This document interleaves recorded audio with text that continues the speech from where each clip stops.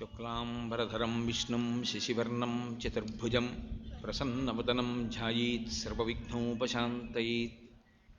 గురుర్బ్రహ్మా గురుర్విష్ణుః గురుర్దేవో మహేశ్వరః గురుః సాక్షాత్ పరబ్రహ్మ తస్మై శ్రీగురవే నమః.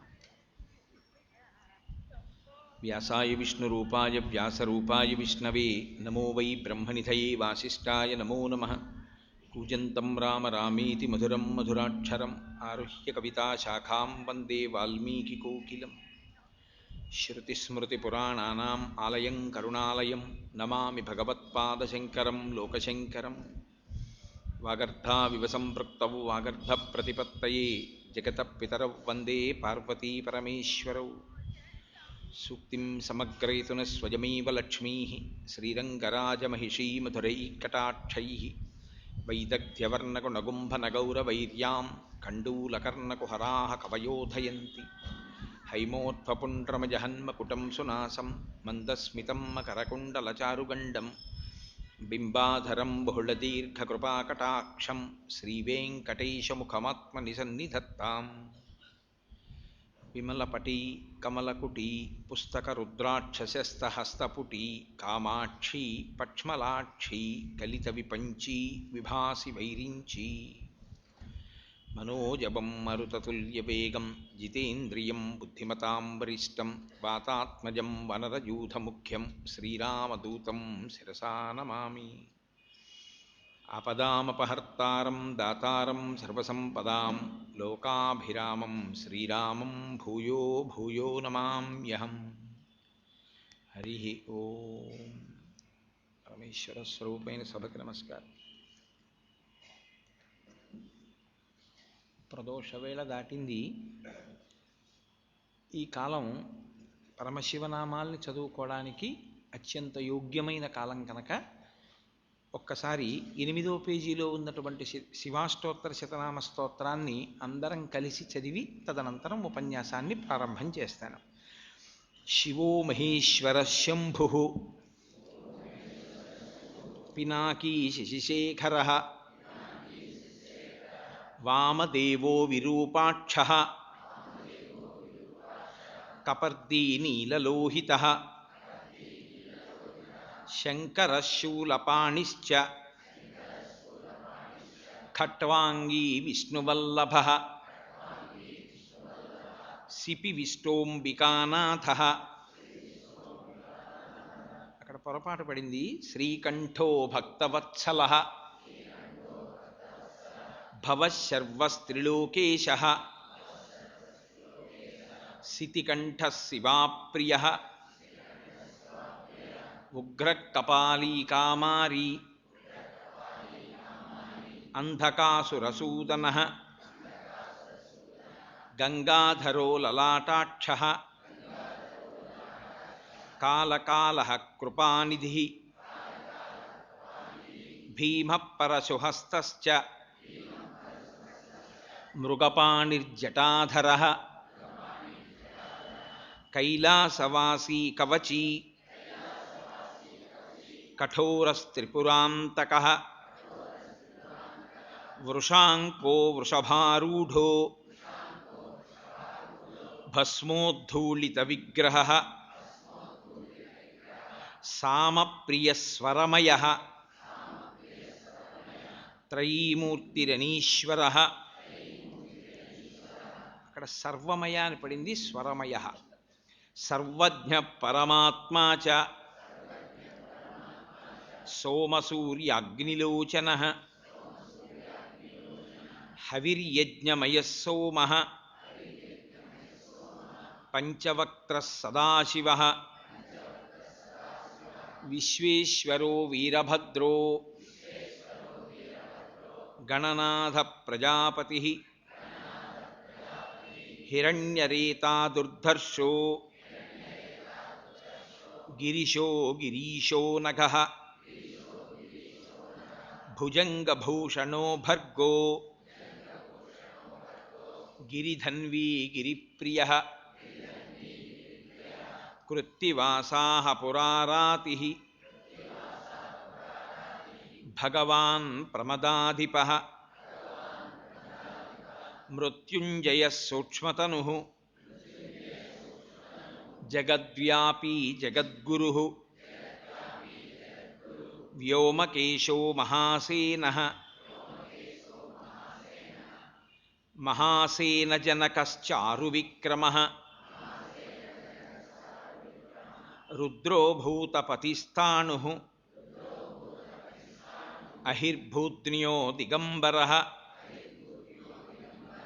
అష్టమూర్తిరనేకాత్మా సాత్వికశుద్ధవిగ్రహः శాశ్వతఖండపరశుః అజః పాశవిమోచకः మృఢః పశుపతిర్దేవో మహాదేవో వ్యయో హరిః పూషదంతభిదవ్యగ్రో దక్షాధ్వరహరోహరः భగనేత్రభిదవ్యక్తः సహస్రాక్షः సహస్రపాత్ అపవర్గప్రదోనంతః తారకః పరమేశ్వరः ఏవం శ్రీశంభుదేవస్య నామ్నామష్టోత్తరం శతం. శ్రీశివాష్టోత్తరశతనామస్తోత్రం సమాప్తం.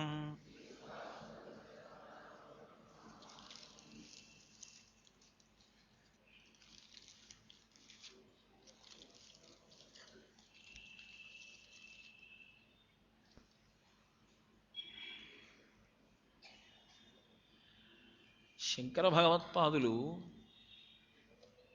కేవలం జగద్గురువులు, కేవలం మహాభక్తులు, కేవలం జ్ఞాని మాత్రమే కాదు. ఆయన మహాకవి. ఆయన శిఖరిణీ వృత్తంలో సౌందర్యలహరి చేసిన, శివానందలహరి రచన చేసిన, షట్పదీ స్తోత్రం చేసిన, సుబ్రహ్మణ్య భుజంగం చేసిన, ఆయన ఏ స్తోత్రం చేసినా ఆయన యొక్క కవిత్వం అత్యద్భుతంగా ఉంటుంది. ప్రత్యేకించి ఒక్క అక్షరాన్ని ఆయన వాడారు అంటే ఆ అక్షరాన్ని తీసి ఇంకొక అక్షరాన్ని అక్కడ చేర్చి శంకరుల హృదయాన్ని ఆవిష్కరించడం దుస్సాధ్యం. అంత గొప్పగా రచన చేయడంలో ఆయనే సాటి. అలవోకగా అటువంటి కవిత్వం చెప్పగలిగారు అంటే ఆయన సాక్షాత్ పరమేశ్వరుడు. ఈశ్వర సర్వవిద్యానాం ఈశ్వర సర్వభూతానాం బ్రహ్మాధిపతి బ్రహ్మణోధిపతి బ్రహ్మా శివోమి అస్తు సదాశివోం. అటువంటి శంకరావతారమైనటువంటి శంకర భగవత్పాదులు శివానందలహరి గ్రంథమునందు కేవలముగా ఏదో స్తుతి చేయడం కోసమే చేసినటువంటి స్తోత్రం కాదు. 100 శ్లోకములు మూసపోసినట్లుగా, ఏదో ఒక శతక రచన చేసినట్టుగా రకరకాల విషయాల్ని తీసుకొచ్చి పరమేశ్వరుణ్ణి స్తోత్రం చేయడమే ప్రధాన ప్రయోజనంగా పెట్టుకుని చేసినటువంటి రచన కాదు. వారు ఒక్కొక్క శ్లోకంలో యథార్థమునకు ఒక్కొక్క ప్రయోగమే చేశారు. చేసి ప్రతి శ్లోకము కూడా శిష్యుల్ని, వారు జగద్గురువులు కనుక వారికి శిష్యులు కాని వారెవరు? ఆయన శిష్యుల యొక్క ఉపాసన మార్గాన్ని దిద్దడానికి, పరమేశ్వరుని పాదారవిందముల యందు భక్తిని ఇనుమడింప చెయ్యడానికి ఆయన అనేక మార్గములలో ఆ శ్లోకాలని ఆవిష్కరణ చేశారు. చూడడానికి కొన్ని శ్లోకాలు చాలా చిన్న శ్లోకాల్లో ఉంటాయి, కానీ ఎంత గొప్ప రచన చేశారంటే ఆయన ఆ ఒక్క శ్లోకమే ఎన్నో విషయాల్ని ప్రతిపాదన చేస్తుంటుంది. ఒకటి కాదు, శివానందలహరిలో మీరు ఏ శ్లోకాన్ని తీసుకుని పరిశీలనం చేసినా అది కేవలం ఒక కవి ఈశ్వరుణ్ణి స్తోత్రం చేసినట్లు ఉండదు. ఒకవైపు శంకరులు తాను నిలబడి పరమేశ్వరుణ్ణి స్తోత్రం చేసినట్లుగా ఉంటూ, ఆ శ్లోకం ఎవరు చదువుకున్నారో ఎవరు అర్థం చేసుకున్నారో వాళ్ళని ఉపాసన మార్గంలో మరింత పూనికతో ఊంచుకుని అడుగు వేయగలిగినటువంటి స్థితిని, ఉపాసన మార్గంలో అభ్యున్నతిని కటాక్షించగలిగినటువంటి రీతిలో చేయబడినటువంటి రచన. యథార్థమునకు అది రచన అనడానికి ఆయన ఒక చోట కూర్చుని చేసింది కూడా కాదు. ఆయనలోంచి వెల్లువెత్తినటువంటి ఆనంద ప్రవాహము అక్షరరూపమును దాలిస్తే అదే శివానందలహరిగా వచ్చింది. అందులో ఒకచో ఆయన అంటారు, అశనంగరళం ఫణీకలాపో వసనం చర్మచ వాహనం మహోక్ష మమ దాస్యసి కిం కిమస్తి శంభో తవ పాదాంబుజ భక్తిమేవ దేహి అంటారు. నేను మీతో మనవి చేశాను, శివానందలహరి సౌందర్యలహరి ఈ రెండు చదివేటప్పుడు ప్రత్యేకంగా శంకరాచార్యుల వారు చేసిన శ్లోకాన్ని కేవలం శ్లోకంగా చూస్తే అది పరిపూర్ణమైనటువంటి స్థితిని ఆవిష్కరించదు. మీరు ఆయన కొన్ని చోట్ల ఆవిష్కరించినటువంటి తీరుని జాగ్రత్తగా గమనించాలి. అకస్మాత్తుగా ఒక శ్లోకంలో ఒక నాటకీయమైన సన్నివేశాన్ని ఆయన ఆవిష్కరిస్తాడు. శంకరులు కైలాస పర్వతానికి వెళ్ళి పార్వతీ పరమేశ్వరుల యొక్క సాకార దర్శనమును పొందినటువంటి మహాపురుషుడు. పరమేశ్వరుని చేత అనుగ్రహింపబడినటువంటి 5 లింగాల్ని తీసుకొచ్చి భారతదేశంలో 5 చోట్ల ప్రతిష్ఠ చేసిన మహాపురుషుడు. అటువంటి శంకరులు పరమశివుడి దగ్గరికి వెళ్ళి కూర్చోవడం కానీ, పార్వతీదేవి దగ్గరికి వెళ్ళి కూర్చోవడం కానీ ఆయనకి పెద్ద కష్టసాధ్యమైన విషయమూ కాదు. అది కేవలంగా ఒక కవి ఎవరో ఊహ చేసి పరకాయ ప్రవేశం చేసి తాను వెళ్ళినట్లు భావించి చేసిన శ్లోకం కాదు.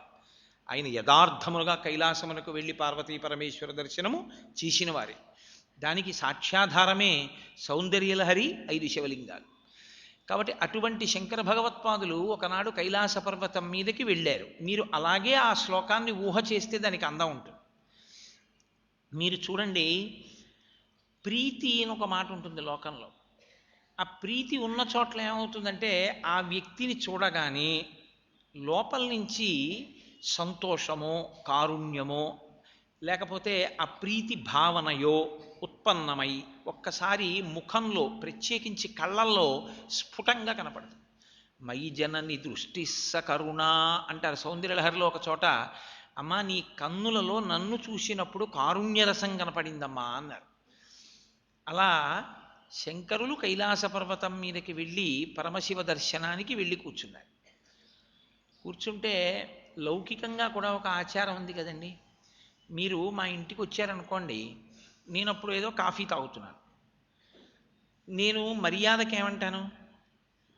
ఏమాయ్ కొంచెం కాఫీ పట్టుకొచ్చి అంటాను కదా.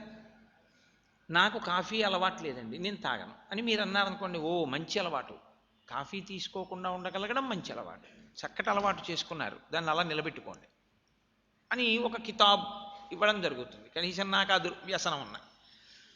శంకరాచార్యుల వారు పరమశివ దర్శనానికి వెళ్ళేటప్పటికీ కూడా ఆ శ్లోకాన్ని తీసుకురావడంలో ఉన్న అందం అది. ఆయన ప్రారంభం చేయడంలో ఉన్నటువంటి గమ్మత్తు ఎలా ఉంటుందంటే, మీకొక్కసారి లీలామాత్రంగా కైలాస పర్వతం మీద కూర్చున్న ఉన్నటువంటి పరమశివుని చెంతకు వెళ్ళి కూర్చున్న శంకర భగవత్పాదుల దర్శనం చేయిస్తారు. సన్యాసి నియమం సన్యాసిదే కదండి. అందున దండి సన్యాసి ఆయన చెయ్యవలసిన నమస్కారం చేసి ఆయన వెళ్ళి పరమశివుడి యొక్క పాదముల చెంత కూర్చున్నారు. నేను కాఫీ తాగుతుంటే మీరు వస్తే కాఫీ తాగమని ఎలా అంటానో, అలా శంకరుడు కూడా తానేది తాగుతుంటాడో అదే శంకరాచార్యుల వారికి కూడా ఇవ్వాలనుకుంటాడు కదా. అందుకని తాను తాగుతున్నది ఒకసారి చూసి అలా పార్వతీదేవి వంక చూడబోయాడు. శంకర భగవత్పాదులకు అర్థమైంది, ఓ ఈయన తను తాగుతున్నది నాకు కూడా ఇద్దాం అనుకుంటున్నారు. ఆయన అన్నారు, అశనం గరళం ఈశ్వరా, మీరు పుచ్చుకునేది విషం, నేనది పుచ్చుకోలేను, అందుకని మీరు నాకు ఇవ్వకండి. ఓ అయితే నిజమేనోయ్, నేనంటే గరళం పుచ్చుకుంటాను కానీ అందరూ పుచ్చుకుంటారా నేను పుచ్చుకున్నానని? సరేలే. మరి నీ వంటి మహాత్ముడి ఇంటికి వచ్చాడు, ఒక ఎండు ఉసిరిక వేసినంత మాత్రం చేతనే ఒక దరిద్ర బ్రాహ్మణి అంత గొప్ప వైభవాన్ని పొందింది. లోకానికి అంతటికీ ఇంత వాంగ్మయాన్ని ఇచ్చావు, జగద్గురువై భారతదేశం అంతా ఆసేతు హిమాచల పర్యంతం పర్యటించావు, భక్తి బీజాలు నాటావు, అవైదిక వాదనలు ఖండించావు, వైదిక ధర్మాన్ని నిలబెట్టావు, అద్వైత సిద్ధాంతాన్ని ప్రచారం చేశావు, అవైదికమైన మతములు మళ్ళీ ఈ భారతదేశంలో ప్రవేశించకుండా 4 చెరగల పీఠములు పెట్టావు. అటువంటి వాణ్ణి నేను ఎలా పంపిస్తాను రిక్తహస్తాలతో? అందున గృహస్థాశ్రమంలో ఉన్నవాడి యొక్క నియమం ఏమిటి అంటే బ్రహ్మచారిని సన్యాసిని సత్కరించడమే. వాళ్ళిద్దరూ ఇంటి ముందుకు వచ్చినప్పుడు భిక్ష పెట్టకుండా పంపించకూడదు. అసలు గృహస్థాశ్రమం ఉన్నదే ఎందుకు? గృహస్థాశ్రమంలో ఉన్నవాణ్ణి నమ్ముకునే వాళ్ళిద్దరూ బతుకుతారు.